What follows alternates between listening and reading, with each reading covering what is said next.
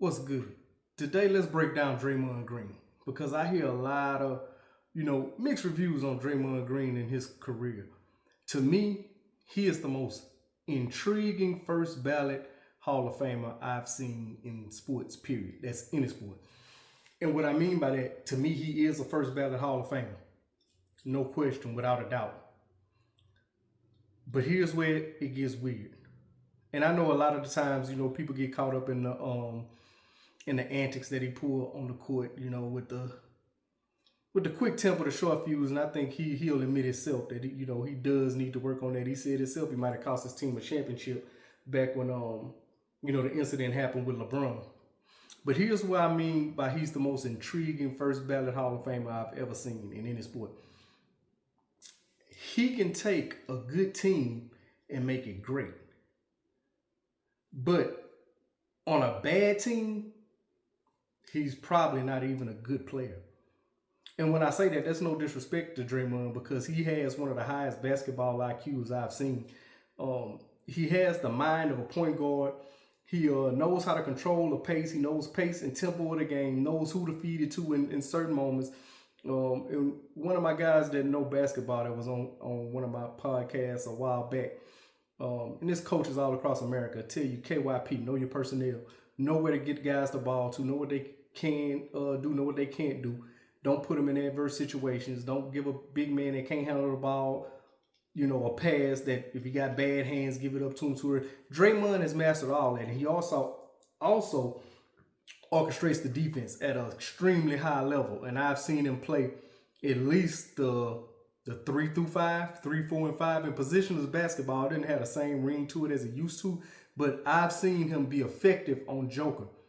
Not completely shut him down, but be effective and give him more problems and make it a little harder for him to score. I've seen when the Warriors go small ball, how he can play pretty much any big in the league and hold his own. He can make timely shots when need be. He doesn't have a jumper like Steph or Clay back when Clay was with him with the Splash Brothers, but he has a serviceable jumper that way if you disrespect him enough that he will start knocking it down. And Draymond, he gonna yap, he gonna bump, he gonna let you know, hey, when he hit a couple, like, hey, you gonna feel like he was Splash cousin.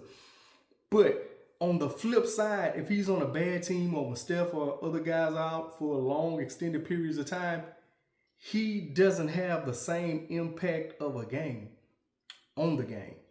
And to me, that's one of the weirdest situations I've ever seen for a guy that I consider a first ballot Hall of Famer.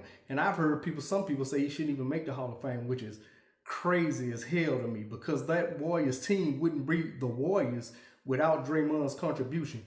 Even when you want to break it down to as far as the enforcer part, like I say, he does have a quick temper.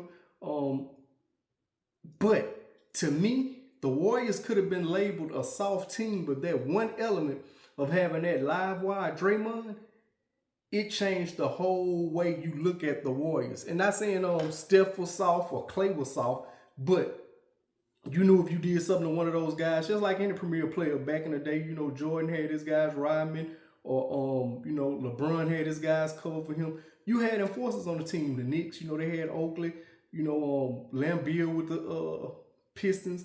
So it's not uncommon. Those guys are not soft, but your superstars, you don't really want them caught up in a lot of the riffraff. You could step on somebody's foot, turn an ankle. So him being that enforcer also. Now, sometimes he will go Conor McGregor on you, and it does spill to where it's a technical foul or put his team in a bad situation at the wrong time. But I think Steve Kerr has done a masterful job of the way he handles Draymond. He doesn't throw him under the bus after games. He allows Draymond to be himself, which I think that is the only way that situation would have worked. But again, back to the point that when he's on a bad team or when guys are missing, and he's one of the lone starters left, he has little to no impact. And that's weird as hell to me because I do consider him a first ballot Hall of Famer.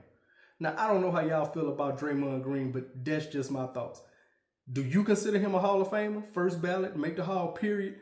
Or was he just a serviceable guy that made it through the league off sheer grit, determination, toughness, and just landed in a good situation?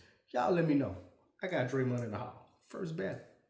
Weirdest career ever for a first ballot. I'll admit that. First ballot.